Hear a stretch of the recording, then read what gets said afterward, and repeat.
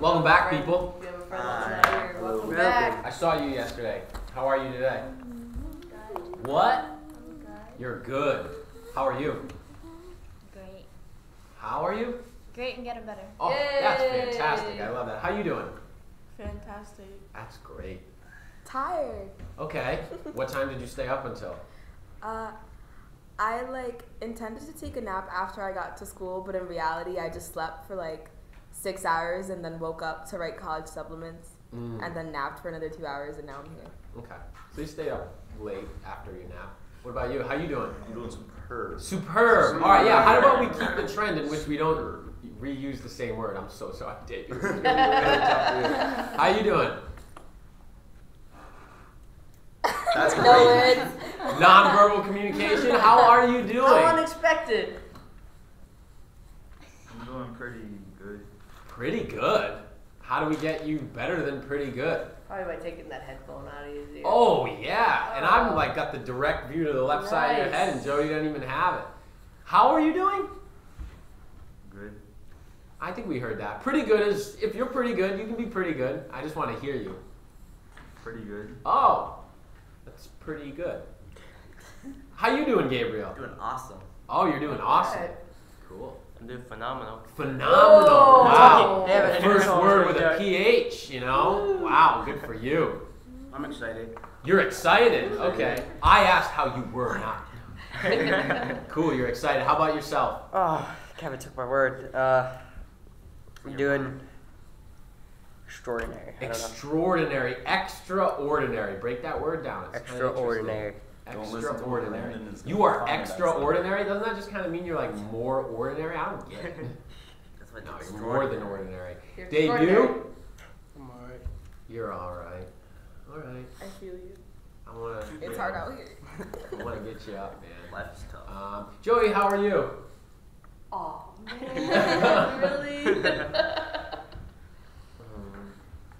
I'm What am I? excellent. I heard that, didn't we? hear No, that? who said What did you say, excellent? Gabriel? I said I'm awesome. City's awesome. Awesome. Awesome. Alright. Full of awe. Awesome. I'm good, better, best. Never Never let rest until. Your good is better. Am I better? It's best. Yeah. We've been doing this for a little bit of time, haven't we, people? Haven't we? Oh, man. All right, welcome back. Anybody got any stories they want to share? So we had some people in here yesterday. You got your quote on the board, entrepreneurs do more. It's the second time you've seen it on the board, probably the 4,000th time you've heard it come out of one of our mouths. Yeah, go ahead. So last night I was getting in my car to bring my friend, this girl, home, and then I got a text from somebody that I'm friends through a friend of a friend, and he wanted me to do graphic design work for him, and I did it when I got home. Well, I went to his house after I brought my girlfriend home and did it, and I was excited because that's my first job. That's great. Yeah. That's your first job that Yeah. was graphic design related. Yeah. Yeah. Alright. Awesome. Cool. All right. Good. Little update from yesterday. We saw Liam yesterday. We saw some other people yesterday. It was a Monday schedule. Some people came in. Carla was here. Gabriel was here. Kevin was here. Sean was here. I did, Gen Z 4 of my was here. slides. What's that? I did 4 of my slides. Whoa. Oh. What do you Nice. mean 4 of your slides? Fill some of these folks in who might not know what you're talking about. Oh man, I don't know how to explain it. So he handed us this packet thingy out to make slides to present about our pitch. Yeah. I handed out the business plan presentation, a hard copy of the business plan presentation that we're going to be using in the new year going forward. It's what we use at the Black Box. It's what Nifty uses. You're going to get a digital copy. I'm going to hand you a hard copy today. We're going to go over that later on. We've got an activity first to get you up and moving. Anybody else who we haven't seen from the new year, who had anything big happen for them, small happen for them, anything they want to share? I got 2 clients that want me to clean their car today. 2 clients want you to clean their car today? It's Carrie from my building. Carrie's one of them, and that's my sister's grandmother. Wow, nice. And so what kind of car cleaning do they want? Carrie wants a interior, she wants me to shampoo her seats and her rugs, and then she wants me to vacuum her interior, also wipe her upholstery, and then this is the same with my grandmother, so just the outside. And I was thinking I might just throw the power wash in, try to power wash under if I could go buy some soap today. let me tell you a quick one. What did I tell you all? Did I tell you all this yesterday? Yeah. What did I do yesterday or over break? Make It has to do with what he said. Oh yeah, Christmas cards. Christmas. No. I did tell you that. I power washed my car over break, You didn't say that. and it turned into an ice cube. I believe it. And it didn't surprise me. The minute the water hit the car and it turned into ice, I said, oh, right, that's what happens when it's 11 degrees out and you put water. So I would advise not to do that. It sounded, because I even went to one of the places. I know that the water comes out hot. I thought that was going to be enough. But hot water freezes faster. Well, thanks for telling me. I found that out through experience. Yeah, so I would be careful with the power wash. Thank Careful with the power wash. I was a little disappointed in myself. But, mistakes are the best lessons. Yeah, because my boy, he tried to clean his car with the hose. I don't know what he was doing. I was not nowhere around, and I was just only there to try to open his door, and it was just frozen the whole left side of his, right side of his car. Yeah. So be careful with that. But that's great. 2 clients. That's awesome. That's a big deal. And it doesn't surprise me that it's interior because it's winter time, right? It rushed my schedule with the snow now. I didn't even know it was going to snow until, this morning. Your business is very weather dependent. It's tough. You pray for no rain during the summertime, right? You do the anti-rain dance, really, truly, because it rains, you're out of money, and then it's like I can't go to the beach on my day off, right? It's tough. It's tough. Kevin, you had a first? Huh? You had something happen for the first time? Did you talk to your class yesterday? My car crash? Sure. I wasn't gonna say that, but Oh. but yeah, I had a car crash yesterday morning, but I'm alright. But Glad. I actually got accepted into Mount Ida College. What are you thinking of majoring in? I was gonna go for either the fashion merchandising or illustration. Famous alumni from there. Anybody know the famous alumni who's been all the rage these days? Social media guy. Anyone know who Gary Vaynerchuk is? Not Tom No. from Facebook. Or Gary Vaynerchuk? Nobody? Interesting. Look up Gary Vaynerchuk. Yeah, don't ask me how to spell that. You're just gonna. If you type in Gary V, it'll start to bring it up. Gary V.A. He went to Mount Ida College. Very successful. You don't have to do it right now. You can just jot that down in your notes, and you can do that after. He's worth $160 million. Yeah. You want to give us a little background, like a tad bit? Yeah, I'll give you a tad bit of background. His family had a liquor store in New Jersey that had been in the family forever. It did a few very low $1 million, $2 million of sales, which, as you know, could mean they made absolutely no money, right? Sales doesn't mean much. It is a good indicator of some stuff, but. And then he was working, and I mean, he was working. Like, you listen to this guy, you'll like him as a speaker. He's very to the point. He's very straight. Uses his expletives. He's like to the point. But his message is essentially, don't ask me how I did it, other than I worked really hard and I worked 2 times longer than most of the people around me, like 18-hour days, 20-hour days, because I loved it. He worked for his family's liquor store. Was noticing the social media trends and noticing how people were getting information out there and how they were consuming information. So he started a thing called Wine Library TV, where he essentially became an online wine, I don't want to call him a guru, but he just started doing videos about Like wine TV tastings. maitre d'? Yeah. What's that? Like TV maitre d' kind of. Yeah, very similar, right? Like he just had his own YouTube channel or something like that.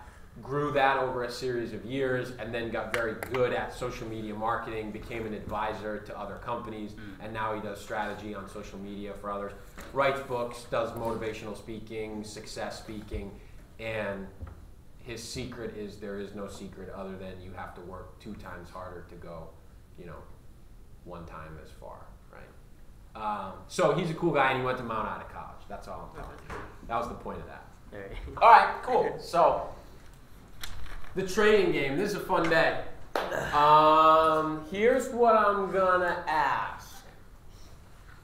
Why don't we start there with Gensley, and why don't you come pick a bag? You cannot touch the bag, feel the bag, pick the bag up. All you can use is your eyes, and you can come grab a bag. And then as you come back, once you pick it, you'll come up, and we'll have you cycle through and grab a bag. You seem like I'm setting you up for a disaster. This is not a disaster. All right, when you start coming up, all right, fantastic. Come on, Carla.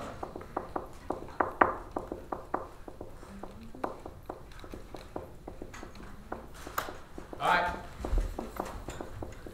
You don't have to wait on me to tell you. We're just going to come around. You guys can figure this one out. Everyone's going that way. You right. I'm going to take a shortcut. All right, here's what I need. Who wants to volunteer? Back up first. Come on up. Switch your bag out. Take this bag. Yeah. All right.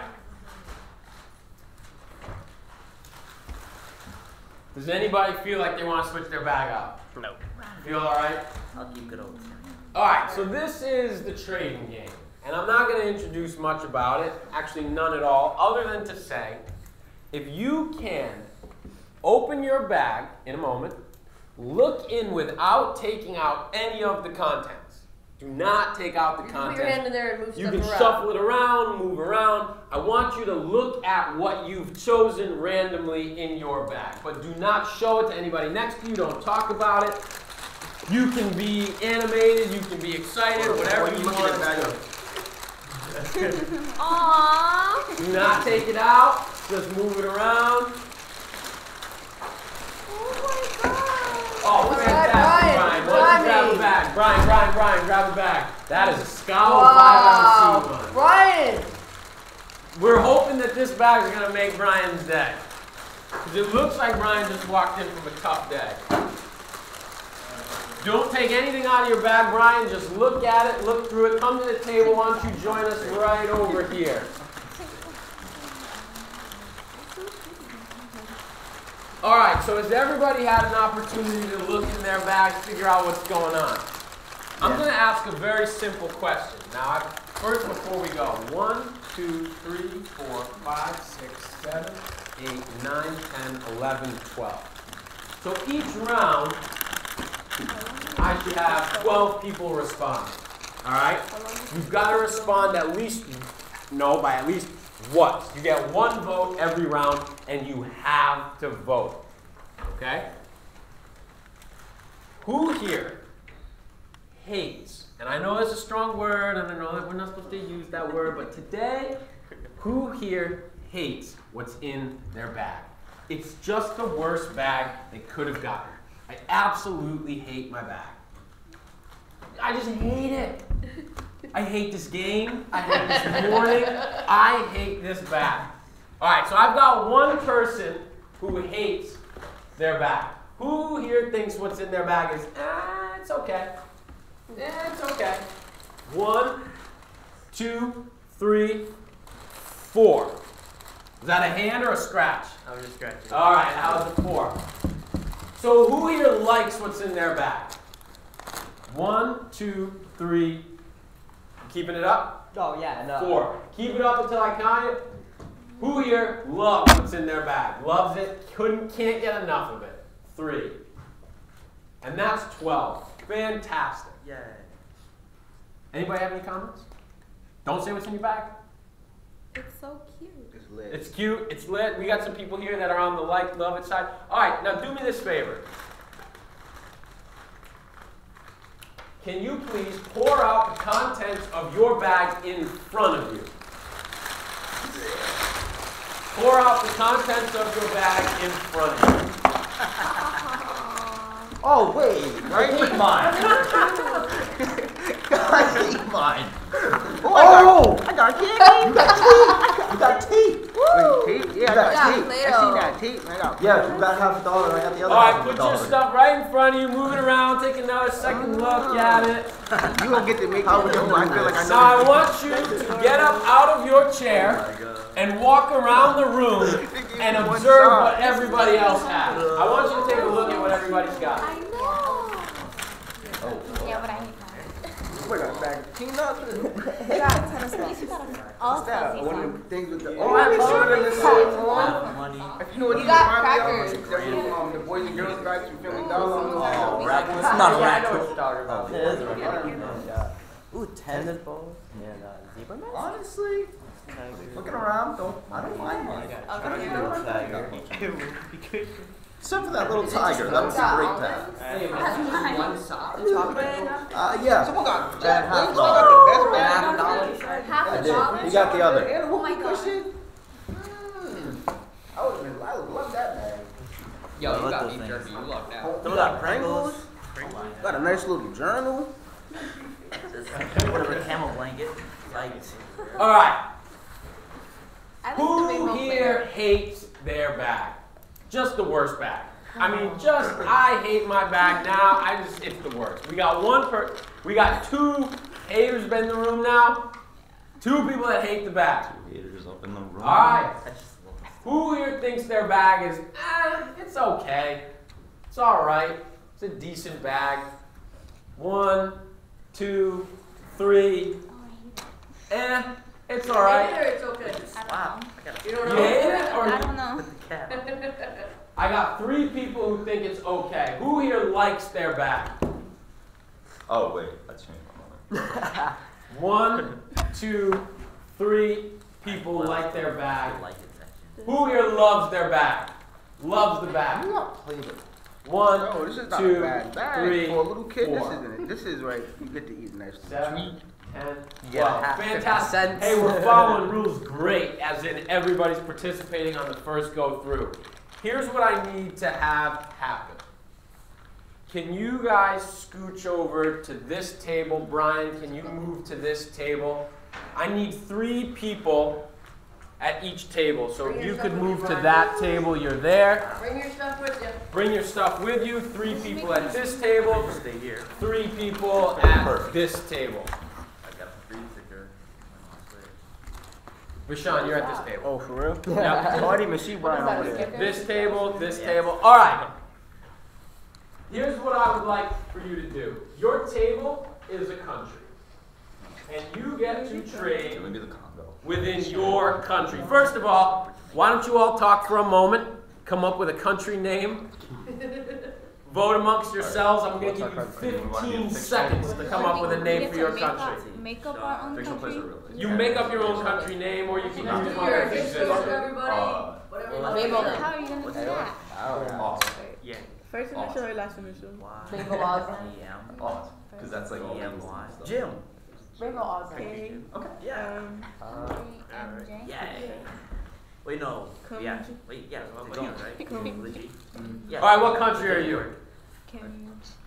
Kimchi? I don't know. No, what country? KMJ. KMJ. Country? Rainbow Osland? Yeah, Rainbow Rainbow Laws? Osland. Rainbow Law? Rainbow? Rainbow Oz. Osland. Rainbow Osland. Yeah. Great. Country Jim. Country Jim? I think ours is just country. Country. Okay. Alright. Trade with your fellow country people. You can now trade anything you would like, negotiate any deal you would like, but you are welcome to trade with the people in your country. Well, you already ate. I'll give you this. No, box this is for a mine. Oh, I for lied. your trip. Anyone? mine. So- I've got a ball. Look at your own song. Look. I have a sock. It's a green sticker. A can. You got a I ball don't even know too. what, like, You like candy? what you What got is the that? shape cutters and everything. We got What half is a that? dollar, some tape. I got You can This take ain't the the go. extras And I with have you. to Little bubble. got That's sticker. hard. I got this camo blanket. You can rub it We with got some junior That's dick. cool. Look at Junior this dick card. It's green so sticker. cute. He got our country flag. Do you like that for me? You drive like hard bar. This is our You're not gonna there. do I it. know, because I'm just thinking of trading with you and then You trading. want to get rid of your can? I like balloons. These are national What do you want? That's a cool. He's like, we gotta say Yeah. it smells nice. What kind of country? Android country? That's a police force. Yeah, with that. You want the dollar? I'll give you Damn, this doing for terrible Now days. you have 2. Now you have a pair of gloves. Oh, Wow. man. You're Right. trading within your country. Okay, so. With your country people. What you want to trade? What you want to trade? I'll finish some crackers for some crackers. Yeah. Anybody got one sock? Yeah. Yeah, she got your other sock. Anybody want like? I have a bankrupt. You might have her sock. Who Bankrupt. knows? Yeah, It's just to hide from the food. Try to trade him something. I make the decision. I make the decision. It's just to hit I them. got the flag. Oh, I'm God. done. I'm just keeping this country, man. You got more time to trade. Make those trades. I'll take You're it. not gonna get another opportunity to trade, so make No, those what trades. is it? Bubble. Which one got more cheese? You want two balloons for a small I think rectangle? we only No, trade I between want our to countries. Yes. You're only trading between your I'll give countries. you a soccer. Why? Where's Adam's phone? He's like, Would you like this? Oh my God! Look at the monkey. Oh my god. I have a timer, so. That's our national. All right, I think you know what's gonna happen here. Who here hates what they have? you always be hating what you got. Did You you got get beef one jerky? person who hates what they have. Who here? Ah, it's all right. It's all right. 3. Who here likes what they have? Very much like what I have. 1, 2, 3, 4. Love running things. Can we eat this stuff? Who here loves what they have? Love what they have. 1, 2, 3, 4. Got our flag, you know. I like balloons a lot. All right. You should let me make a bandana. Can you all grab? You make Well, Oh my no, God. I can't do that now. Why not?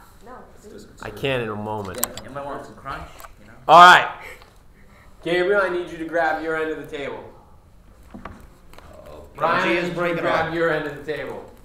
Jensen, I need you to grab your end of the table. Come on over here.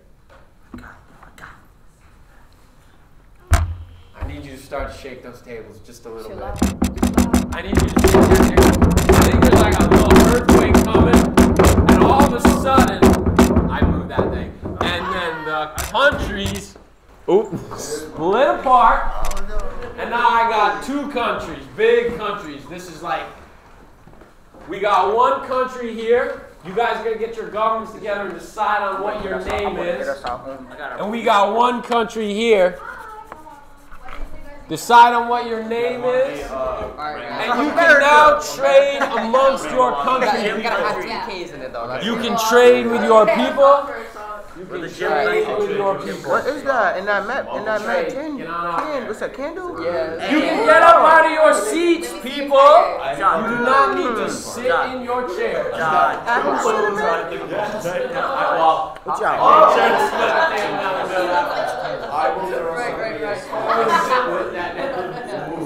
You make me that. I'll give you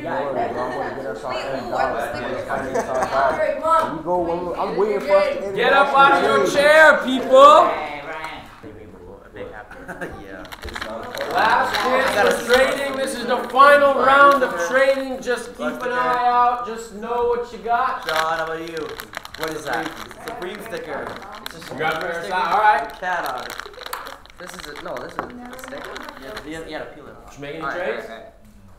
What's going on? I got Pringles, candle, All right, fair enough. tattoo. I'll take some Pringles. Pringles? Sorry, I Or the don't candle. like the edge like that. What'd you debut? My mom Take was that. doing Supreme sticker. Everything but All right, you got like 15 seconds. Make your final trades. Make your trades. Trade deadline is upon us. Oh, I want the Pringles and that. Dude, you get a crunch bar, a necklace, and a holiday. I just want the Save I just want the $3, Harvest bro. Spice candy for the Play-Doh. It's live. Yeah. All right, 10, 9, 8, 7, 6, Yo, I'm ready. 5, My armrest comes off. Yo. 4, 3, 2, I can imagine that being mad and annoying. any last minute trades? All right, you know the It's drill. like you might We get got it 2 over. continents right now. You could trade among them. Who here hates what they have? It's just the worst junk ever. I think Liam's on that one. I hate it. Then we started off with a you guys started with $50. Now you're ready to be you're ready to be the party promoter. Oh wait. There's nobody in here that hates anything. Kevin's All just- right. Oh, Party City, Who your here country. thinks I what got they have? that. Rashawn, give me a moment. Who here hates or thinks what they have is okay? It's alright. It's alright. It's fine. I'll deal with it. Gave me some stuff in the bag. It's fine. Who here likes what they have? I really like what I've got. 1, 2, 3, 4, 5. 1, 2. Do it again for me. 1, 2, 3, 4, 5, 6. I thought you came in at the last minute there. I like it. Who here loves what they have? I just love it. 1, 2, 3, 4. Well, people, that is the end. Now, why don't we make one world island? Why don't we push all of our tables back together carefully? Wait. Hold on. We've got one country that's trying to go rogue. Why not? Be careful pushing that in there. And you are now, as Buckminster Fuller would say, one world island. Trade amongst your people. Go ahead. Trade is open. What you have for breakfast today, bro? Trade with everybody. Hungry? You might want to get up out of your chair. Get up. Thanks, Gabriel. Got my fingers. That card's for days. I buy these cards. I got a Where that candle go? Where that candle? All right. You got the you don't want the cheese dip in the middle for you? $50 bill out there somewhere. You got bubbles, boy. I got balloons. I'll let you go. What do you have, Ryan? Some almonds? I'll let You trying to trade me for those almonds? That's what I'm trying to do. I got 2 crunch. No? I'll let you blow all the bubbles you want. For the monkey. Anybody creative? You're not trading it for your monkey? I rescued him with the crunch. Alright, any last minute trades? I'm gonna wait You're till gonna have one all of your country people gets back. All wheat. Crackers, chips, and more crackers. If I sent my delegate to trade on my oh my behalf God. and he spoke at that volume, I don't know what I would do to my delegate. I think I might find a new delegate. Did you use it already? Do you have more? Why? No, I just bought it. Wish. Is all you got is gloves and a fishy Like $3. and a ball? You got $1. Oh, he got that full dollar. I cracked. He did it. Crack. He drove a hot bog. Was it for the mug? It was for the I mug. ordered from It there. was for the mug. Never order anything that's over $1. Alright, people, I'll just get Liam's opinion when he comes back. Alright. Who here hates what they have? Absolutely hate it. Who here? It's still alright. It's alright. I mean, she upgraded. She went from hating it to it's Who all here right. likes what they have? Really like what I have. Really nice stuff. 1, 2, 3, 4. I'm not ready to say the L word. I love it, but Liam, Yes. we're doing the poll here. We've already gone through hate it. Do you hate it? Let me I see your don't. Play-Doh. Do you think it's okay? I do. You're an okay guy? I'm an okay guy. All right, you're an okay guy. Thank you. And who There's a here cookie cutter loves in there. what they've got? Just love it. Can't get enough of it. 1, Because she 2, got the 3, from 4, 5, 6. How'd you Just do can't that? get Oh, enough. beef jerky. Wait. Come on, I had to do beef jerky. No. Are we still getting a trade going? Have we got trades or No, what? no. Any last minute things we gotta do? What's that? Play-Doh. All right, bag of here Sour Patches. Yeah, that's what I Is the thought it was last first. round. If anybody would like to put up anything for sale and attach a dollar or cents amount to what you have, if you'd like to sell anything and anybody wants to say, you know what, I'm done with this trading stuff and I just want to go out there and I want to buy what I want, you're more than welcome to go stand up and make an offer to somebody. But if you're good, you're good. Anybody want to make an offer on anything? Anybody want to sell anything? Anybody want to put a price on Android. it? I have an Android charger, and 2 Crunch bars, and a zebra mask for $1. I want the Android charger. I'll pay you Got $1 for the I got $1. handband. I'll give you all And these then- things No. for $1. Loved your childhood? Really? Yeah. This paddleboard right here could be yours. Loved your time. I'll These give are you pretty these good balls deals, for though. that. It is. You don't even Anybody got no else ping want to pong sell for me. anything? I don't got a table. They're I got tennis one balls. paddle. Yes. Nah, yeah, let me see. Double ding. I could throw them at somebody. Gabe. Oh, we're gonna trade? $2 You for trade? that, yo. Oh, no more trading? Nah, it's fine. You can trade. You can trade. A little too much. Anybody else? All right. Let's do this real quick. Who hates it? Who hates it? Who thinks it's okay? I think I definitely went in the wrong direction. But Liam, you good? You feel a little better now? Now that you got all right. So I have one. I'm more than that. Oh, that's what I'm asking. So, Yeah. all right. So who likes it? Like 1, 2, Oh. 3, 4. This is the last round. 1, 2, 3, 4. Love it. So I think it's a 7. I got. 7. We move someone from an okay to a love it. All right. Anybody want to tell me a story of what they see on that board? Because numbers tell a story, and there's a very definitive story up on that board. Gabriel, why don't you give it a shot? Why don't you tell me the story that you see play out on this board? So it's like when we could. Louder for me. When we could trade with like whoever. We Start at the beginning of the story. Okay. So with the no, the cross with the I, when it was just like, who hates it? It's okay. Like it, love it. It was kind of like small numbers, like 1, 4, 4, 3, because no one really like knew what it was and stuff. So we just like went through it, rummaged about, and then when we saw that what we actually got to see, people like it went up. People loved it more. Some people hated it more. Some people thought it was okay, liked it, and then. So let me pause you there for a second. So this is our baseline. This is where we began. We had 1 person hate it, 3 person love it, and we kind of clustered most people in the, it's all right, I don't feel one way or the other. We've got most of the people here. We sort of spread out. We got a little bit more hate here. Someone explain to me why you think we got another person that hated it here when you could see it. Go ahead. I think it's because when like the more accessibility you got to trade with, who you got to trade with, it made people like. Well, there's no trading here. Oh yeah. So yeah, you're right though. So, but there was no trading here. Debut, take a shot at it. What do you think happened here? Well, I'm the one that switched. Okay. I got to see what other people had, so I mean, what I had seemed like it was less. All right.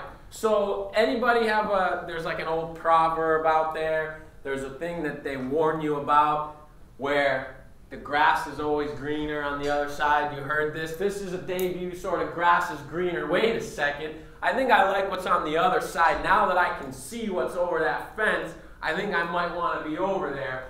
All right, so then we moved people over. We got a little bit, really clustered still in the middle, and we moved people a little bit more to the extremes once they could see. But there was no trading yet. And then we opened up trade. Who wants to talk to me about what happened when we opened up trade in a very small area? Sean. It wasn't like stuff that we were able to, I couldn't go to Maryland and be like, all right, I want Play-Doh or whatever, because I couldn't do that yet. But I still got to see like what our country had. So it was more of like, like let me see what he gets. Hey, I like that a little bit more. Let me see if I can barter with him. And so kind of just ended out. We all tried to help each other and get. Sure, but what happened by the numbers? So talk to me. So yes, that was the situation. What happened? So each separate time that No. in each I'm right country. here. Yeah, I know. That's Yep. what I meant. Each country that kind of did their own thing. They each had at least one of them at least had something the other person wanted. Yep. So they were able to barter, and then when it came down to the end, each country ended out, they all got something more that they liked than before. Okay, and so what are you seeing? That when people got what they wanted, a little bit better, it became, I went from hating it to it's okay, and then, So in this first scenario where you got to trade, go ahead.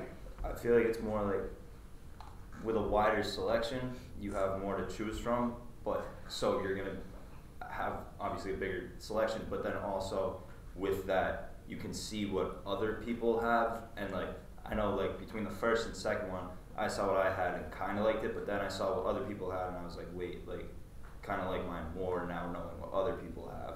So I feel like it's a combination of those two things that result in the numbers going the way they did. Right, and so that's here and here, and then we open this up. That's what I'm saying. Yeah. As it gets. As trade opens up, Yeah. so this is the first round of trade, and this number goes down, so less people hate it, Mm-hmm. more people like it, and this stays the same. So right here we move in a positive direction. More people are saying, I like what's going on here, but we still don't have everybody here. We still have some people that hate it. We still have some people that are kind of in the middle. Most of it's clustered here. But then we opened it up to both sides. And so we opened up trade between two bigger groups. And what I see here is the number of people hating it goes down, the number of people who thinks it's okay goes down, and the number of people that like their stuff goes up, and the number of people that love it stays flat. So I got these two things going down, and I've got this going up. So talk to me about that. What do you think is different between this round and this round? And I get that it may seem obvious, but maybe it doesn't. What's different? What was the big thing? What did we do? Giselle, what did we do? So the market expanded because we had more variety with the two countries together, and then because the market increased, therefore people had more accessibility to a wider variety, as he said, so they were able to get their hands on things that they liked more. So I'm hearing a word variety keep coming up. Yeah. Exactly. And so let's just really hammer home the point here. We open up trade to everybody. All people can trade, and what do you get? Someone who I haven't heard. Yeah, Vashawn, please. People got to actually, they finally had the chance to try to get whatever they'd seen from when we first got to look at what everybody else had, and then it showed in the numbers. And what? Tell me. Say it. Make it explicit for me.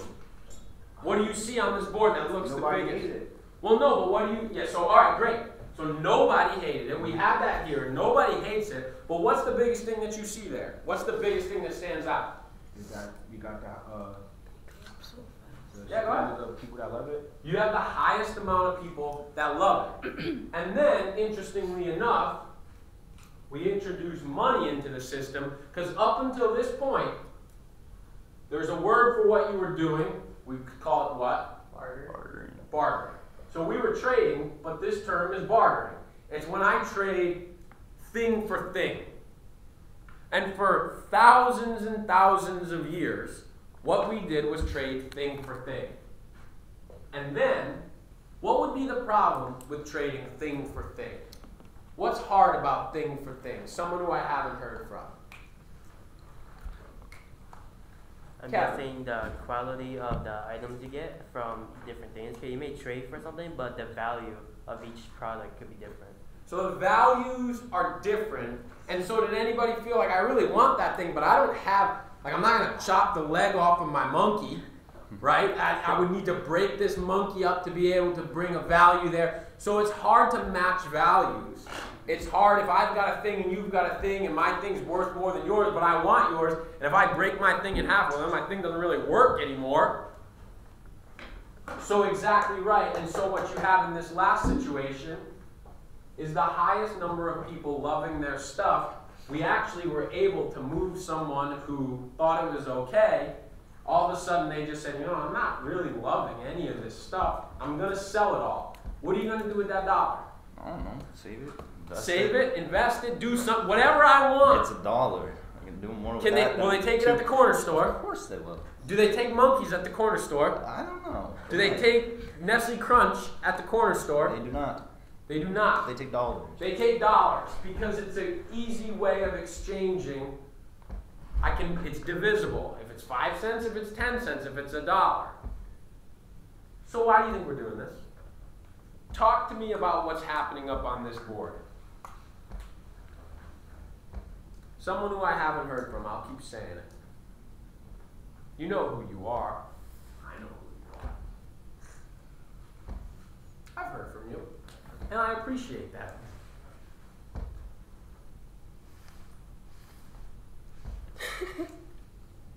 What's going on here? Talk to me a little bit. Tell me something you're thinking about, and I'll give you a hint. Here's my one hint. One word. 2 words. The economy. Talk to me a little bit about what you see playing out on this board. You gotta work with what you got. You have to work with what you got, but I've heard from you. I'm saying, no, I've seen some self. I know it's tough, right? Waiting. I know. It's tough. I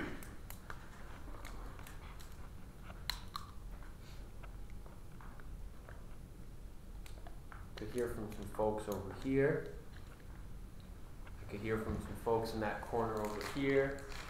I could hear from some folks over here in this corner. The people who want us to speak are just like, oh, come on, say something so I can get in there. Come on. Yeah, they do. I haven't spoken. You did, actually, I know. But overall, I think you know that I like to hear from you. I think it means you have to network with other people to get what you want. So you got to network with other people to get what you want. So I heard the word market come up. So this is the point where we're going to switch over. Let's start taking some notes. Let's clear all those magical, wonderful, lovely things that you just got on a Wednesday morning. Oh, you eat, please. Have at it. Snack away. Snack away. Wait a second. I guess we should have prefaced that. Maybe now you feel like, oh, I can get more invested in loving my stuff. You thought I was going to take it all back from you? Bro, I'll give you it's all yours. Like 3 of these. You give me half of that beef jerky stick, and I'll give you the rest. And I'll give you the rest of the cheese, though. You never had beef jerky and cheese. You're wildin'. All right. You know, Kevin's head. So I've heard the word market. I've heard the word variety. I asked, and you told me the word barter.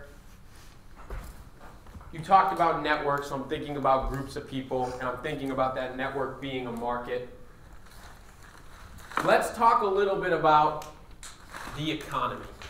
And so here's your first definition, and I'm going to kick it off to anybody.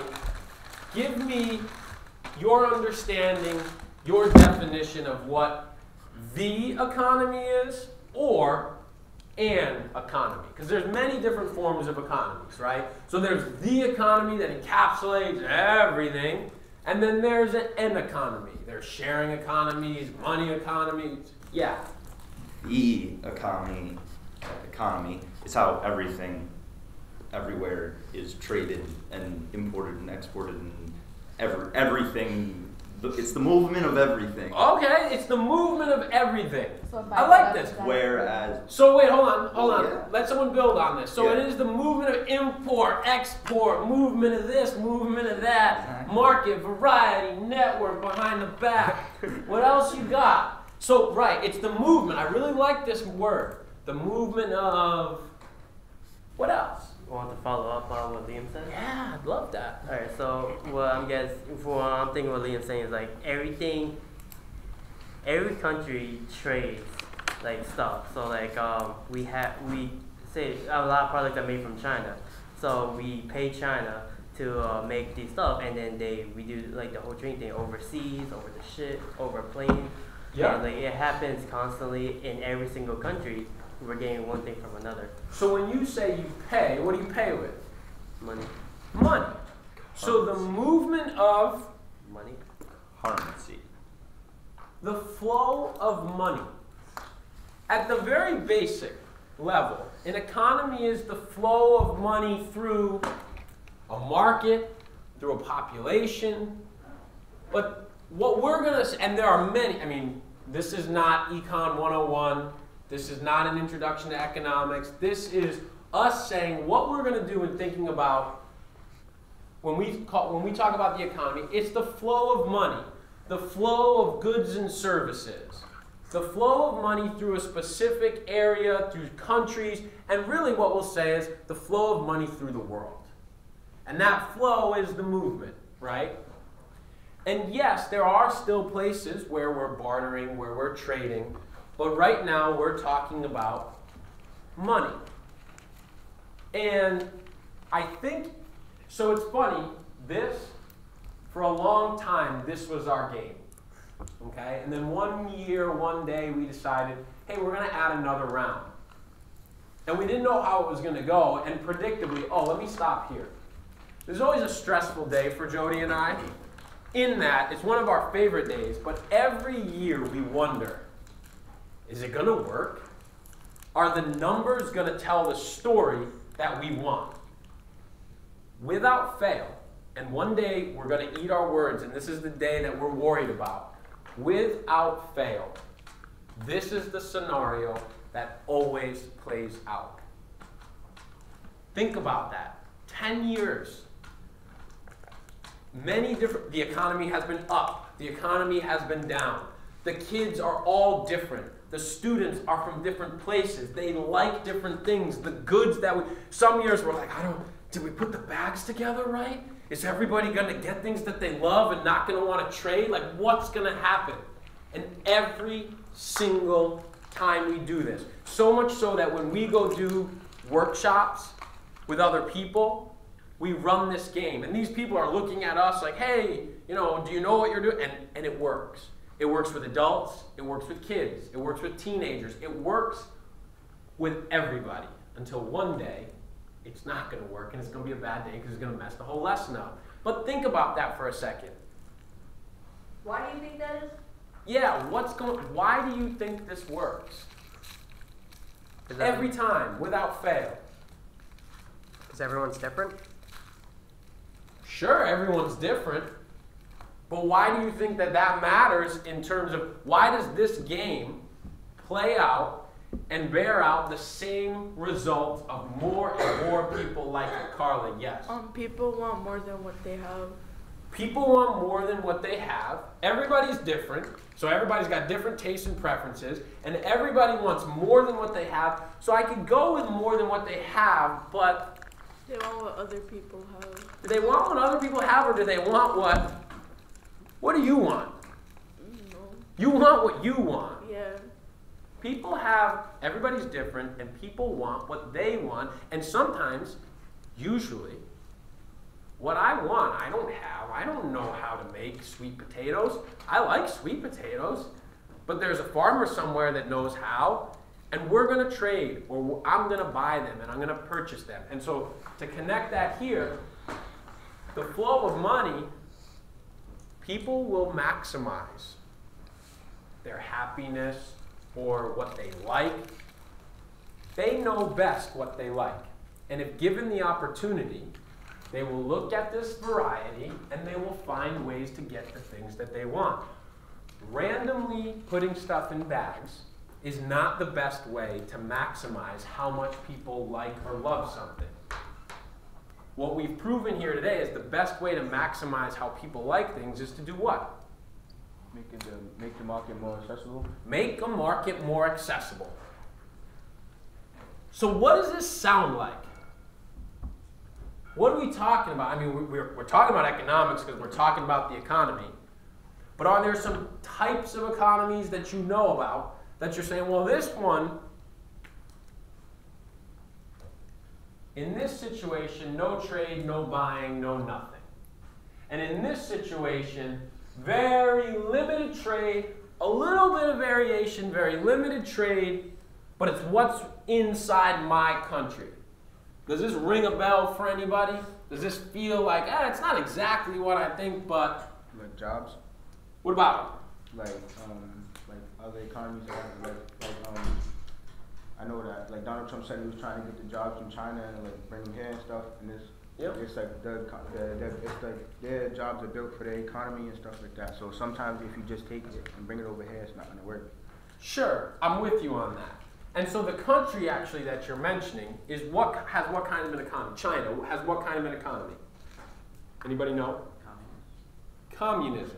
All right, so China is what we, and by the way, in the early 1900s when there was a communist revolution, and don't quote me, this isn't a history class, but as China was becoming a communist country,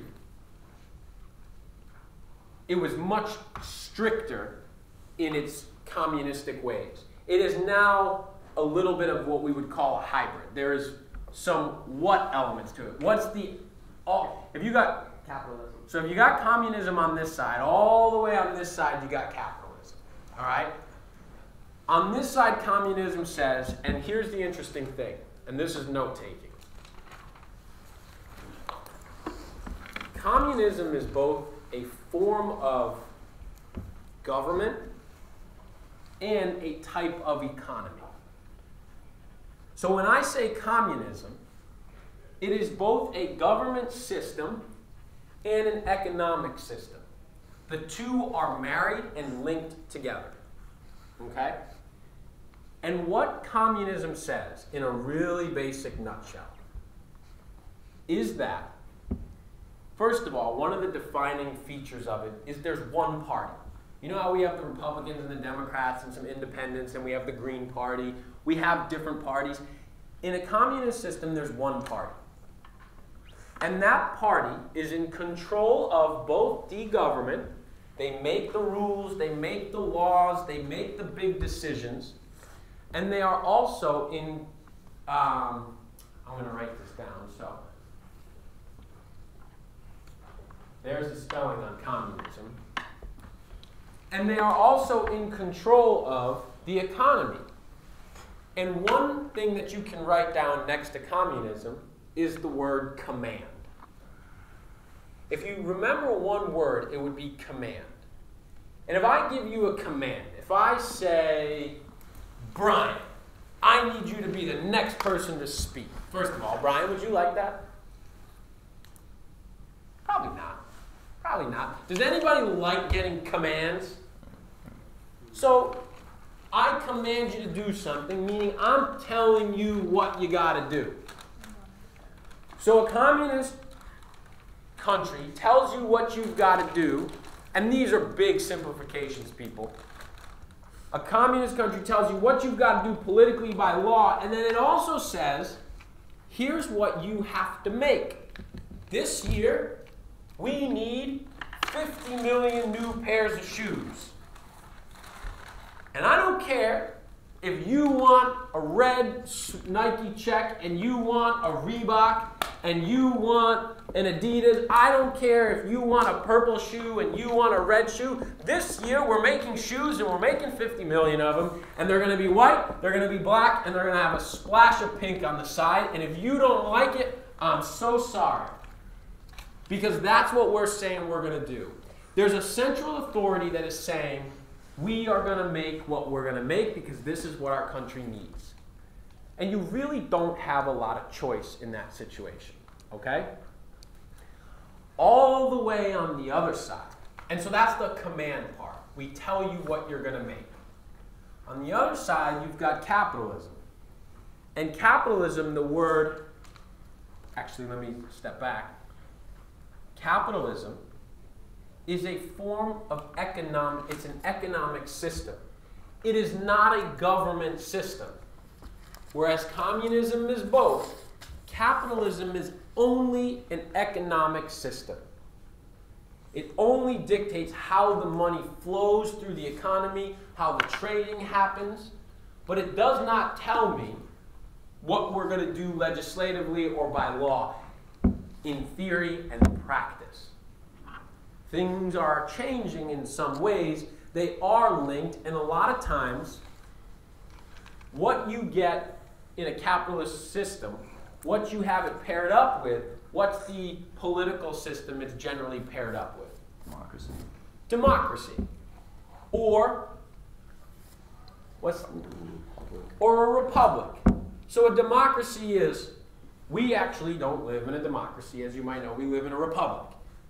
It's the closest thing, some would say, to a direct democracy, which is everybody for everything goes and pushes a button and says, I vote for this thing, and we make all of our decisions based off of all 325 million people's opinion for every opinion. What we do is we elect people, and those people go and represent us in the republic.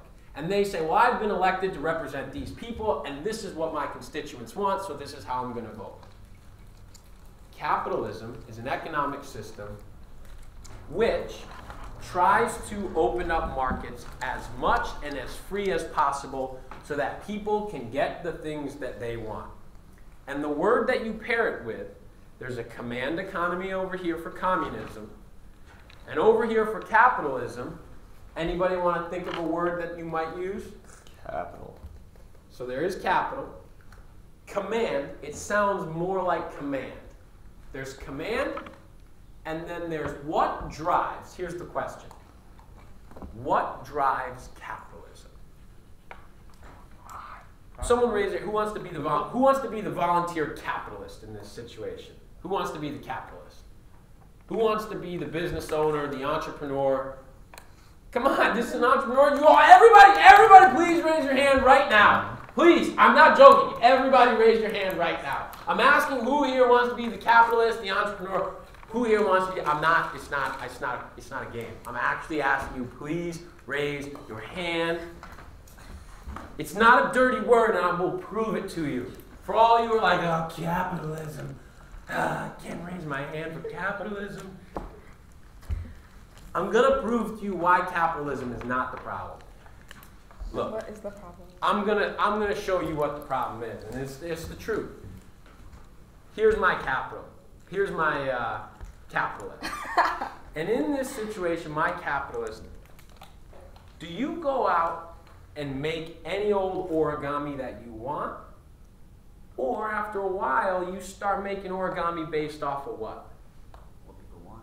What other people want. And the word for that is demand. Capitalism is about demand. Carl, what's your favorite thing to make? Favorite food to make? Bologna chicharrón. So, I don't know what that is, okay? And I might think it's delicious. I might like it. You know that I probably won't be able to eat it, my guess. Yeah. But that's your favorite thing to make. And it might be that everybody responds really positively, but your least favorite thing to make might be the thing that people love the most. And if that's what they demand, you're either going to give the people what they want, or you're going to go out of business. And so in capitalism, we are a demand system.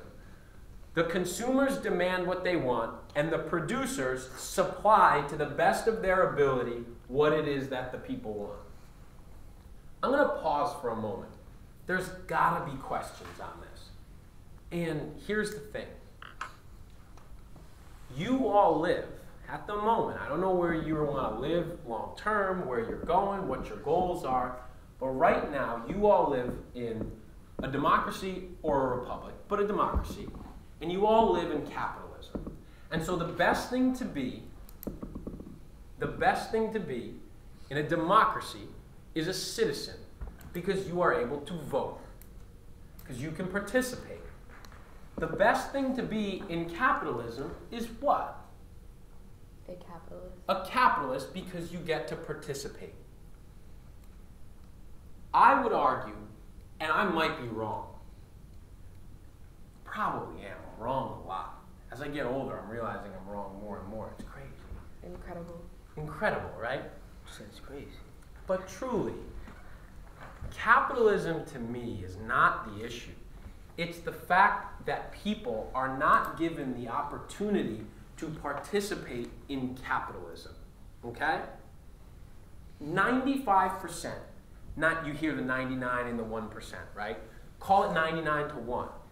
99% of the people, 98%, the stat doesn't matter. It's a huge number to a tiny number. Most people in this country are not capitalists. They do not participate in capitalism in a meaningful way. To me, Giselle, that's the crime. To me, that's the problem. Capitalism at its core, I don't know. And again, there are probably better systems, but right now, living in a capitalist system, I think the great tragedy is not that capitalism is there, but 98% of the people are locked out from it. Okay? For a lot of different reasons. So I'm going to stop for a moment. There's got to be questions. What do you mean when you say 98% of people are locked out from it? Okay. So there's two ways to participate. Let me table that conversation, and I'm going to go right back to it. Okay. But it's a bigger one. Any questions on what we've gone over thus far? Command, demand, capitalism, communism. There's one in the middle. It's a hybrid socialism that we haven't talked about. If I was to simplify socialism, it would be this.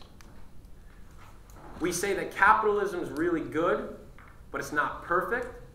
And there are some things that should not be left to the market. There are some things that we think variety in the market does not fix. There are some things that are beyond the profit motive, like healthcare, like childcare, like education, okay? Socialism says, yeah, we're going to let you do the demand stuff here and try to maximize people's happiness, But we're also going to say, yeah, there are some things that are just basic human rights, and we're going to bring them outside of the market, and we're going to make sure that people have access to them, reliable access to them. And that's my very basic definition and understanding of what socialism is. It says some things do not belong in a marketplace, okay? And it's a hybrid, and it's closer, much closer, because by the way, America is a socialist country, contrary to popular belief. There are things like Social Security benefits, like health care for certain sectors of the public where we've decided, yeah, these are outside the market, you just get access to them, right? And the more we can do that for some things, in some people's opinion, mine included, it's a good thing. But everybody's got their own opinion on that. But questions on what we've talked about, there's no way you can understand it all. It would just be impossible. I still don't understand socialism. Great, thanks. So, and I mean, we just brought it up. Socialism essentially says, look, we think that demand is a really good way to maximize people's happiness. And for sneakers, and for houses, for apartments, for just throw any business out there. Any stereo equipment, electronics, telephones, we think it's good. Or we think demand's the best way. But we don't think that people should have to go out and earn the money to buy health care. We're going to say, yeah, we're not going to have a market for that system. And actually, if we do have a market for it, what we're going to do is we're going to say that the government is going to be the one big customer.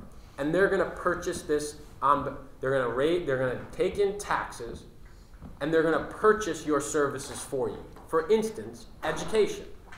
In a lot of socialist countries, they say higher education, secondary education, going off to college, it's free for you to go.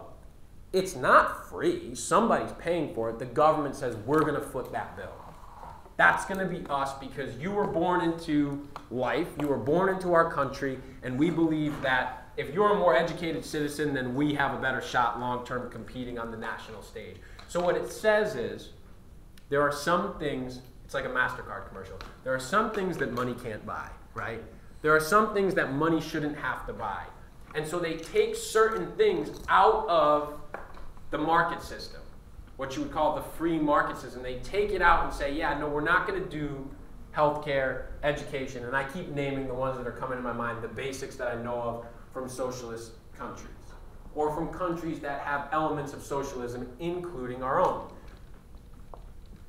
Medicare, Medicaid. These are social programs.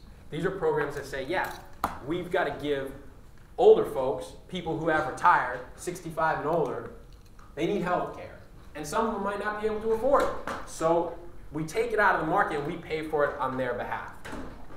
There's countries that say, yeah, no, that's everybody. And so we're going to have we're not going to let there be a profit motive. Insurance companies charge you X amount, charge you X amount for your health care. We're just going to pay for it for everybody, and we're not going to make a market with competition. Is that a little bit more helpful? Yeah. Kind of, but probably a little bit of the same. All right, another question about what we've gone over. Who here is just like, I'm good. This is not why I signed up for this class. I'm out. I'm checked out. This is boring. This was probably by far one of the most interesting classes. Okay, so you liking what's going on. All right, I'm going to answer Giselle's question. And this is my agenda. But I think it's a good one, because it's mine. Of course you do. Restate your question for me. I already know my answer, but restate your question.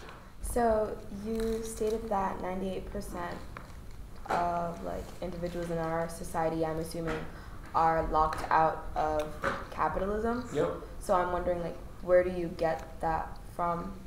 Where do I get the stat from? Where you get the stat from, and then, why? Yeah. You think so? Based on the stat's made up. And I said, yeah, if it's 95, if it's 98, if it's 92, I don't know.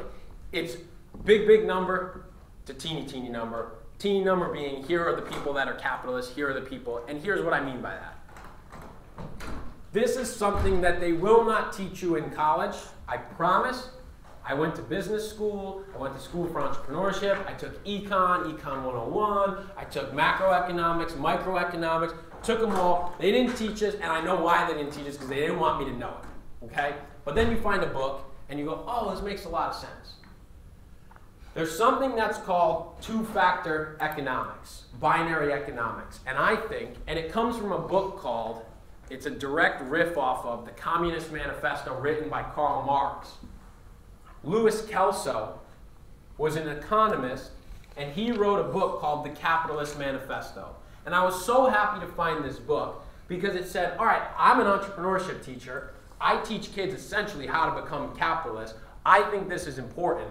Somebody please tell me why capitalism has been co-opted and has become this dirty, bad word in which a lot of young people, and including myself, are skeptical and concerned about capitalism. Okay? Go ahead. Isn't it like, because capitalism is trying to interfere with politics, right?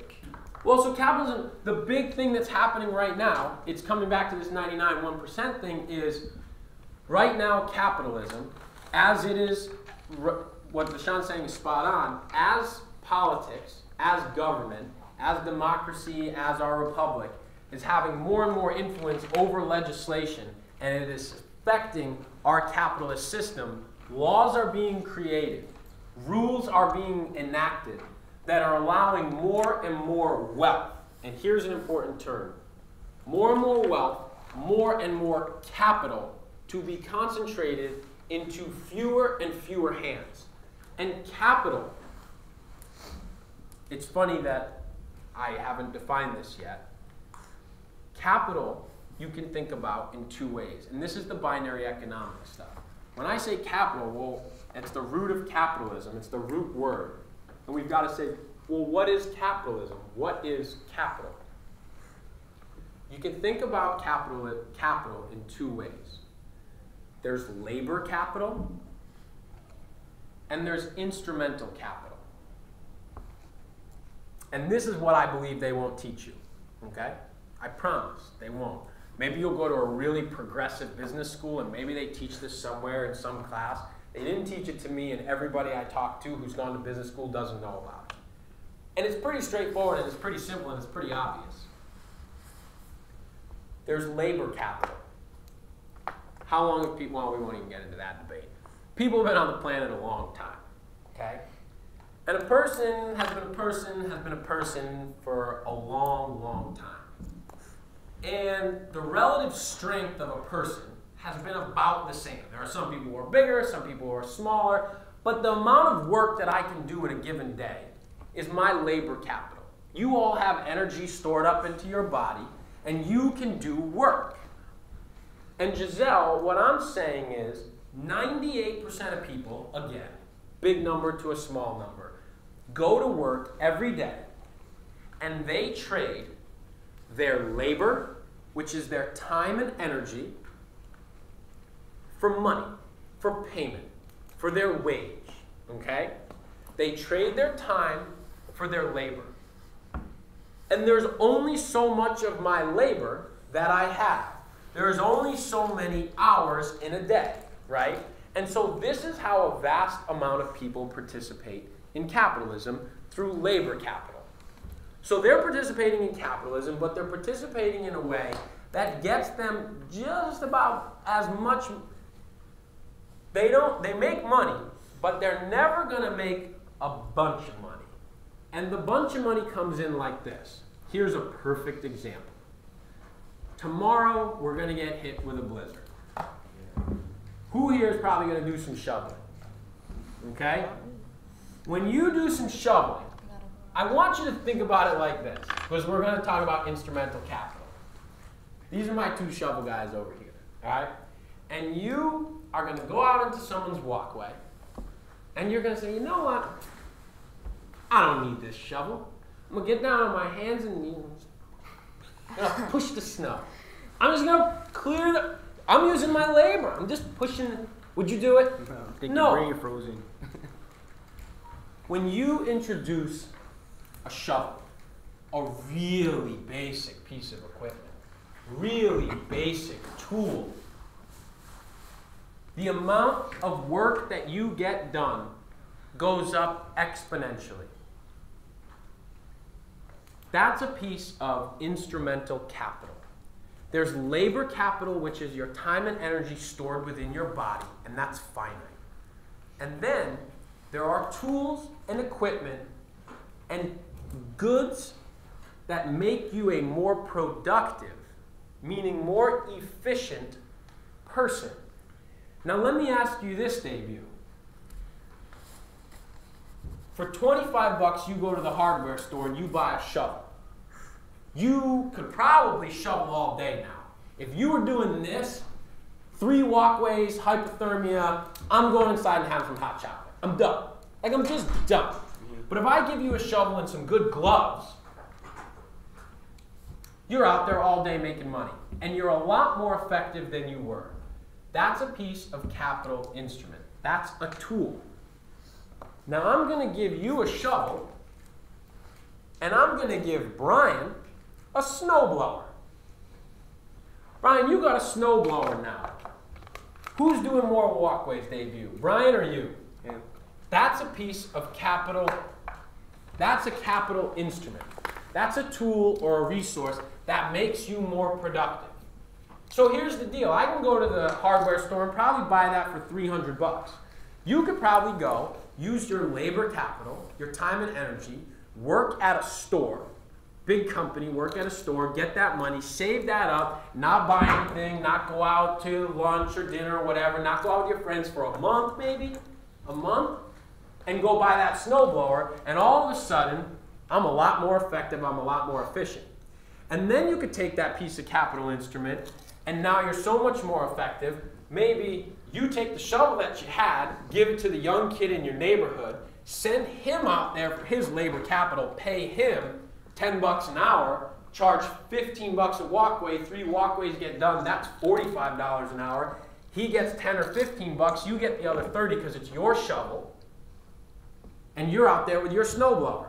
And then at the end of 2 winters of snowblowing and snow shoveling, you were diligent, you were studious, you saved all your money, and you go and buy a Bobcat, $5,000, $6,000 snowcat thing with a sled on the with a big what's it called?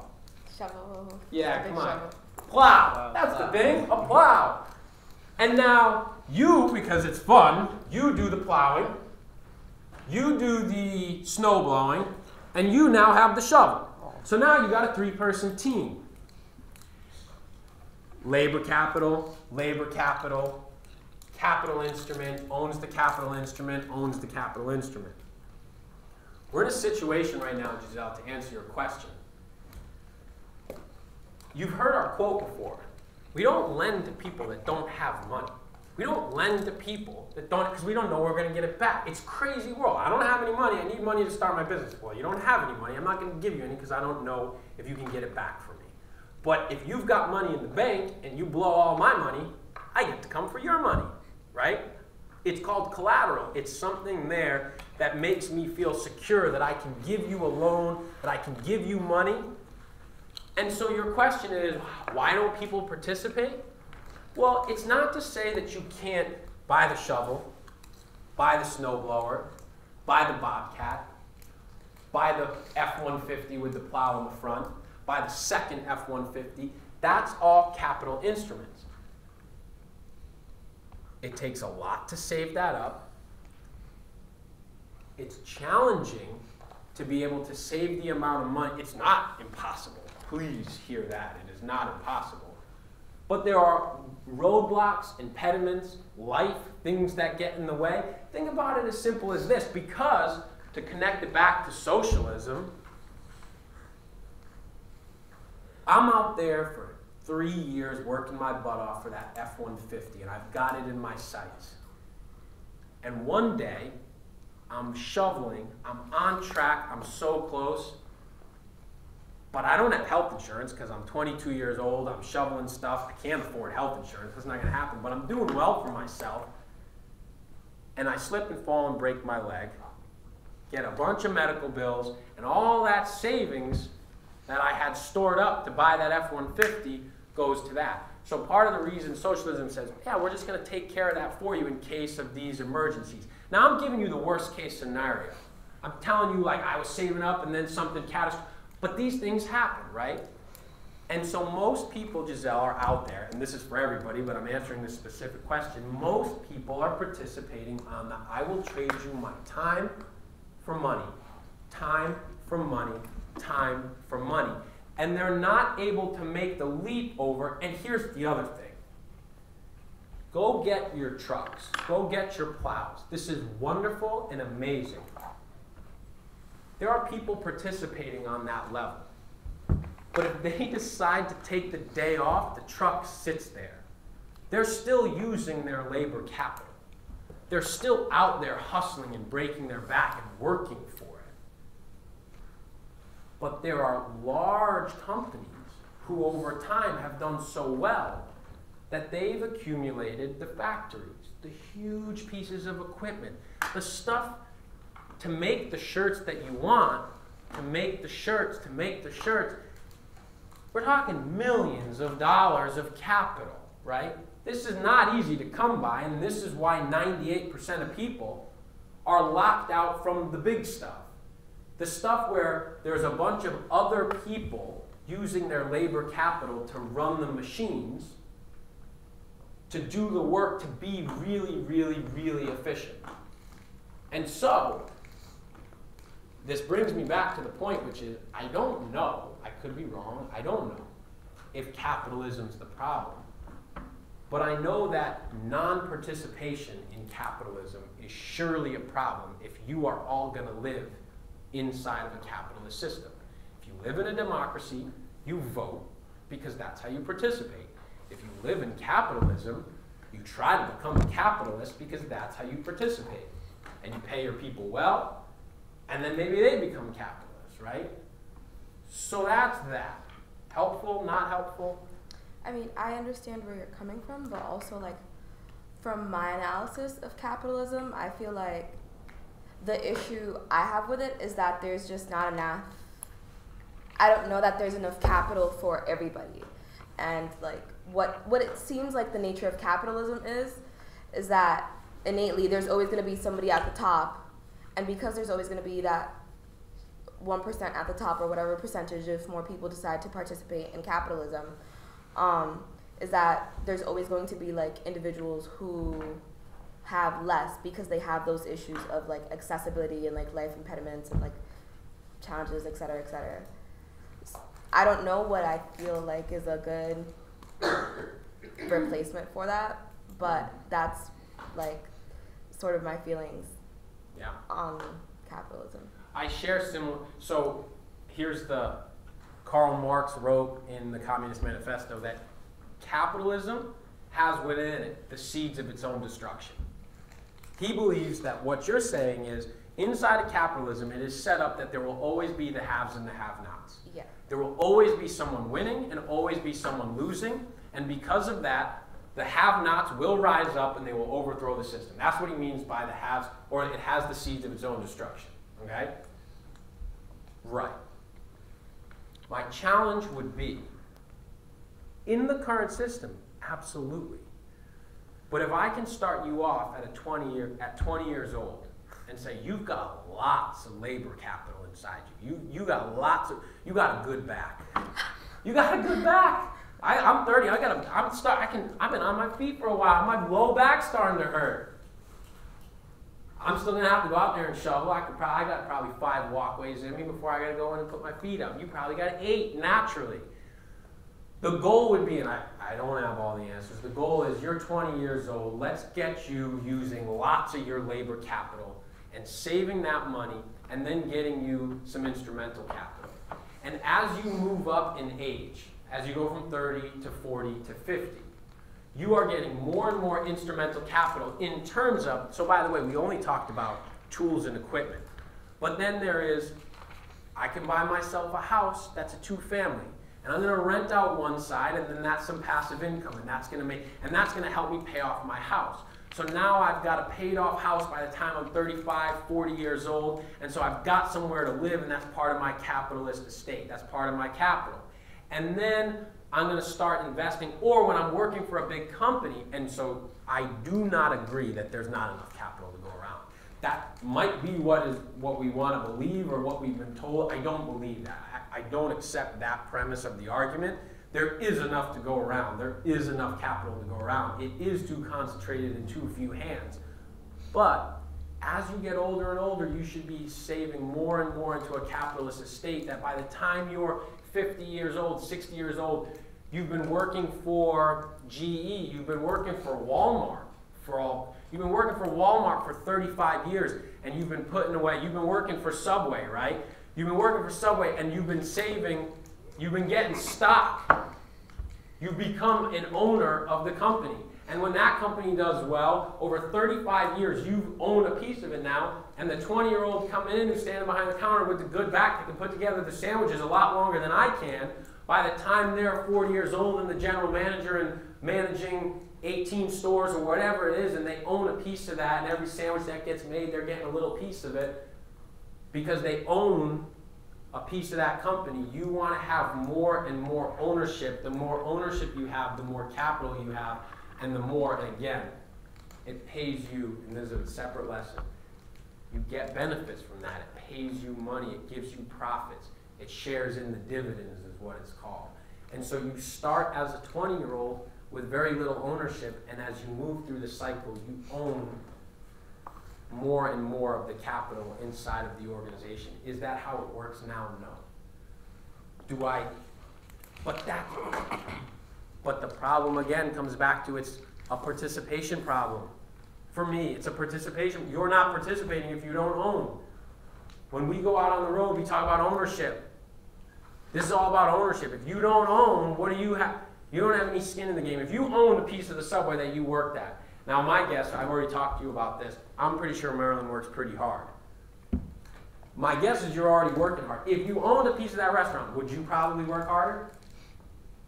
Would you, would you be like, oh, I put too much lettuce on that sandwich. I got to put the right amount of lettuce because if I do too much lettuce on every sandwich that goes out the door, it's going to cost my company more, and this is my company, and these are my profits, right? Now, you might be saying, well, people should have more lettuce, right? We should be given more. When you have ownership, you have more skin in the game, right? I think it's a participation problem, more so than it is there's not enough to go around. I don't believe that, because there's a lot, right? I don't know how to reconcile the haves and the have-not, other than to say you can start as a have-not and work yourself up to a have, and we can go through this continuous cycle where we set the next generation of people up to become more owners and to have more capital and more skin in the game and more ownership because you're younger and you can do more labor capital. But then ultimately, if everybody obtains more labor capital, doesn't that sort of end up being kind of communist? Because then it's like everybody has a piece of the pie. I don't know. So you mean more instrumental capital? Yes. If people, like if everybody just gathers more instrumental capital, like if everybody at this table. If everybody here had more instrumental capital, if everybody here owned more capital, it would be the most beautiful vision of capitalism ever and the most anti-version of communism you've ever seen, right? You would have collective ownership of capital, of the actual stuff that makes it, rather than the goods that are coming out of it. In communism, the government owns the capital. It's still capitalism, it's just that the government owns the capital. In a pure capitalist society, the people own the capital. The people own the capital by participating, and then you actually have capitalism versus what we have, which is a little bit different. It has the potential or the opportunity for it, but things have changed. All right, let's pull back. Questions, comments, Gabriel, concerns from someone other than Giselle, and then we're going to tag Giselle back in. What could you say? What could you, so seeing that you say it's about the participation, forgive me if I didn't really interpret what you said. How did you raise your participation in capitalism? Yeah. From being a have-not. All right. So it's a bigger conversation, and I promise we can have it both here and offline. Offline? As in, after class, because I don't want to hijack this, because this is part of it, but this is a bigger conversation than can happen here. It's a multi-class or a like one-on-one, small group, everybody group, but after class. But how do you, the first thing that you can do to participate, the first thing that you can do is to go and raise some capital, meaning money. But, so yeah, you can participate labor capital. You can participate and save, right? Or you can participate, save, bring some of your own capital to the table, save a few $1,000, a few $100 to say, look, I've got some skin in the game, and go and get that match. But at the end of the day, if you go buy a $25 shovel, you're doing what I'm talking about, which is two-factor economics, which is I'm using my labor capital and this capital instrument. This makes me more efficient. Giselle's critique is spot on in that I'm not arguing that this is the best system. I just have to be really careful to tell you what I think is. I don't know what a better system is. I know some thoughts, but they're not fully fleshed out, and I'm not sure that they would even work or what they mean. But I will not agree, or rather, I'm not going to go out here and say capitalism is the best system ever and there's nothing after capitalism, right? The idea that there are haves and have-nots needs to get addressed. And I do a lot of thinking and a lot of reading about it. But right now, if there's anything that I can do for the 12 people in the room, is to say you're in capitalism.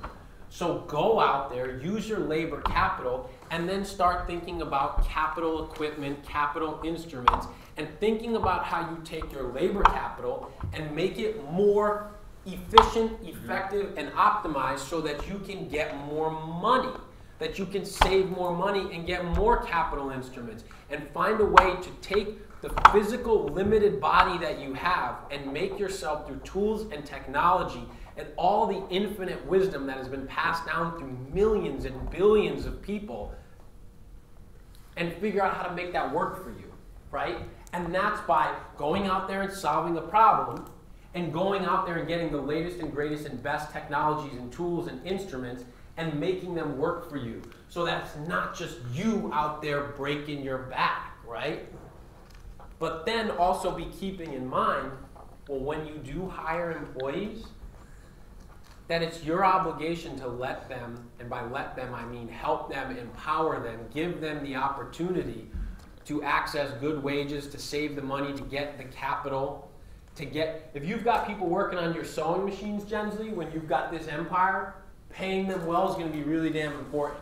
One, because you're going to get better product, better quality, giving them good wages because they're going to come in and be happier to be there, and then setting them up so that one day they can get out there and actually get their own sewing machine.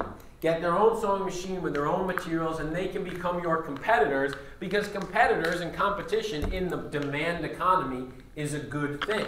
So you want to empower your people to go and participate. While they're younger, you want them to work for you and to build up. That would be what I would say for everybody, right? You want to be the good boss. You want to be the one with your finger on the pulse going, hey, we're in capitalism, so I've got to make my people capitalists. And the way that I do that is to make them owners. And then there are actual ways, legal ways, things that have been set up that allow people to get ownership. When you buy stock in a company, you become an owner of that company. If I was Walmart, so much of the money that Walmart makes funnels back into the hands of the shareholders. Cash. I'm talking straight cash. It's called dividends. Like hundreds of billions of dollars flow into the hands of very few people. And we talk about this big problem around Walmart employees not making enough money. Whatever, don't raise their wages. I don't agree, but don't raise their wages. But as the longer they work there, the more stock in Walmart that they should own. So that when they come in and by the time they retire, they become an owner in Walmart, and they actually have skin in the game, and they want to come in, and they're getting paid in ownership. I can pay you in ownership. I can pay you in capital. It's called a stock. That's just one way to do it. There are many, many ways to do it, right? And is there something that comes after it? Yeah, I'm pretty sure there's something that comes after capitalism. But right now, you're in capitalism, so let's get you to raise your hand and say, yeah, I want to be. You're participating one way or the other. It's just, are you going to do labor capital, instrumental capital, or both? Like, you get to decide. And you get to decide because now you know. Most people don't know. Most people don't know the difference. Most people don't get taught the difference. You don't get exposed to the difference, right? And it's a big difference. It's a big difference. Yeah. I was kind of just thinking about this because, like, I want to see if this is, like, a thing that goes into play. But for capitalism, how does the Powerball, like, you know, people do the Powerball and get a crap load of money. Like, how does that help our system? Like, with that, I feel like that's something to do with it. Because if you're going to give, you know, this person $400,000, they're obviously going to probably use it for capitalism, to start a business or something along those lines, or, you know, put money in down for a stock or whatever. So in turn they get more skin. How does the lottery play into capitalism? I mean, the lottery makes a random person a really rich person, whether or not they choose to use it. I mean, at that point, I don't know. I've never won the lottery, but my guess is at that point, they might start a business, they might become philanthropic, or they might say, well, I got $28 million. I don't really need to be. I'm in that situation. That money, that cash gets invested into things. And then that money works for you. You get a return, that ROI, that return on investment. You can be a capitalist just in instrumental capital. You don't have to pretend. You can sit on the beach all day long if you've got enough capital and ownership in stocks and bonds and different instruments and vehicles that make you money. So if you invest the money, you can just be in the instrumental capital world. You can just go out and buy. That's the life. You can go. Oh, that is the life, and that's the life that we would hope that everybody can move towards. Your statement earlier was, yeah, I don't know that there's enough for everybody to be able to do that, and I don't know that that's that everybody needs as much as we think, as much as we believe that we might want. I don't know what you said everybody's different. You told me that people are going to go out there and they're going to get the variety and get the things that they want, right? So I don't know what's going to make you happy and what's going to make you happy and fulfilled. But I don't know how much I actually need to, if I felt safe and secure, had a roof, had access to food, health care, and got to do the things that I really like to do that would be a benefit to society if I was doing them, right? But again, let's not go utopian on you. More questions around capitalism, communism. There's a few words that I wanted to make sure that I mentioned. So we talked about barter. Is the book by Napoleon Hill here? I think someone borrowed it. Did someone borrow it? Which one? Think and Grow Rich. I think Jordy You got got it? it. So you Don't you read it and Grow Rich? Yeah, I'll read it. Liam's got it. He's going to bring it back when he's done with it. All right, look. So as a quick review, we talked about barter, which is the idea that we're going to trade thing for thing. Chicken for cow. Well, how many cows do I get for your chicken? I don't know, like 44 chickens. I don't know. What's the right value? Well, it becomes a lot easier if I say, well, this cow is $800, so just give me $800 and don't worry about the chickens. So we created a medium of exchange. That's called money. Money is a medium of exchange. And what it does is, it smooths out transactions. So we went from barter to a more efficient way of smoothing out a transaction so that I could give you exactly what you wanted, no more, no less. And nobody walked away feeling like they got screwed. Man, I should have gave him 42 chickens. That guy's got 2 of my chickens.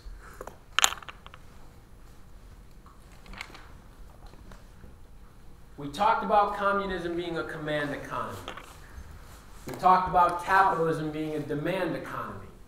And we talked about socialism in a very brief way being the only distinction we made, and it is much more complex, and I'm sure there's an econ professor or a politics professor somewhere doing a much better job than I am, telling you a much better definition. But my basic understanding that I'm passing on to you is socialism says let's take some things and take them out of the free market because they are rights.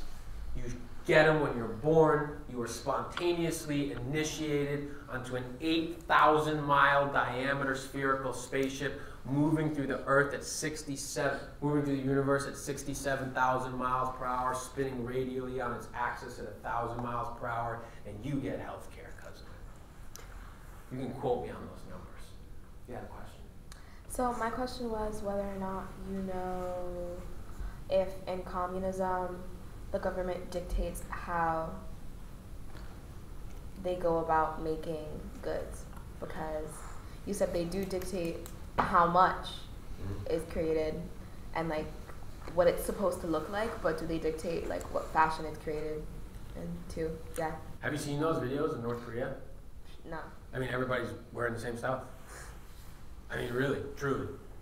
Like, I think you can have like 4 haircuts. yeah, you go. Yeah, haircuts are free. That's great. Yeah. Go ahead. Sorry. Yeah. No, that's why. It's like 4 haircuts. There's like 4 haircuts. You can't. To pick. You get a little bit of choice. Not like me either. Yeah. They'll do something. Yeah. Yeah. And again, remember gradients.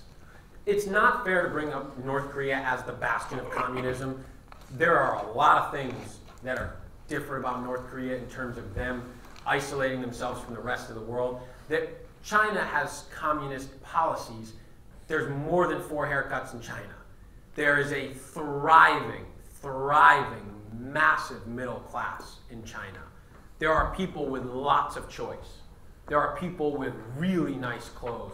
But then there are the basics. So you get the basics, and then they allow you to riff on top of that. They allow for the capitalism on top of the basics, right? Binary economics, labor capital, instrumental capital. We've talked about the things that I wanted to talk about. This is you saw in action the progression of the flow of economy with more choice, more variety. Anything else? What do we got? We got 10 minutes.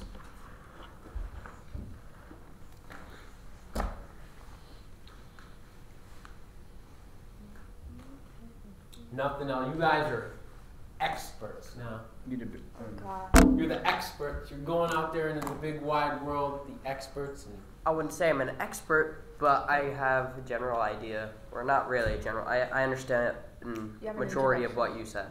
Yeah, fair. Yeah. I used to think capitalism was just like, you ever play that game, Capitalist Adventures or Capitalism Adventures, when you just continuously buy as many lemonade stands and as many newspaper stands, as many pizza stores and as many like arenas and stuff until you're making like trillions of dollars and stuff. So like now knowing that there's like a small labor capital and then an instrumental capital, which is like the lesser forms. So you said you could participate in yourself, like in yourself. Yeah. Yeah. You want to pair the two together. It's a good. These games are a good example, right? I mean, it's a good example. You want to pair the two. And as you get older and older, you want to rely more and more on instrumental capital rather than labor capital because the body breaks down. All right? I appreciate your questions. I want more of them. Anything else? Any big things? Last minute questions, comments, concerns? I'm happy to talk to you about this stuff offline. There's more thinking. Do your own homework. So speaking of homework, we're going to do slides on Friday because we took the whole class today. So those people that came to class on that day that we didn't necessarily have class, still ahead of the game. Entrepreneurs do more. They're still ahead. But here's what I do want to put on your radar. January 21st. And by that, I mean the 24th. January 24th. We have judges here for the fishbowl competition. You will be presenting the first 6 pages of the business plan you do not yet have. January 24th, mark it down. Can we get the packet? I'll give you the packet today. I'll give you the packet. Yeah, as you walk out, I'll give you the packet, and we'll go over it on Friday. You'll have all day off, probably tomorrow, to go through it. It comes with some directions, so you probably, and a lot of it you've actually already seen. So I will give you the packet. We're going to be presenting the first 6 pages of that presentation on January 24th. It starts with your 90 or your 60-second pitch, and then you go into your first 6 pages. You're going to have guests and visitors and judges from the outside who this is going to be the first time they've ever seen you give your presentation. So it's all going to be new to them. Did you talk about the money coming out of the staff? Thank you. Did he bring the... Yeah, but it's pretty rare. Yeah. We got All right. So here's the deal. Money coming out of the sky tomorrow. Falling all over the ground. Just money all over the streets. Where? What's that? Everywhere. 7 to 11 inches of money falling, beautiful from the streets. And if you have instrumental capital, meaning a shovel, you can take care of it. Does anybody not have a shovel that needs a shovel who will use it tomorrow and would like to leave class with a shovel? Was that a hand? That's one hand. Awesome. Is that a hand? That's 2. I got 2 shovels. That's fantastic. No, I guess everybody else is going to leave that money on the ground. Yep, they're going to leave it on the ground. I'll come pick it up. Walk right by it. Text me, I'll come pick it up. Absolutely not. Oh, really? I don't want to This is your first piece of instrumental capital. You need a shovel? You need a shovel? I got one more shovel. I can turn you into a capitalist right here, right now. There's a capitalist. All right. I got like Here you are. I was gonna be like, where you get that shovel from? You better not be stealing. All right. Great class, everyone. Thank you for your participation. See you on Friday. Stay safe, stay warm.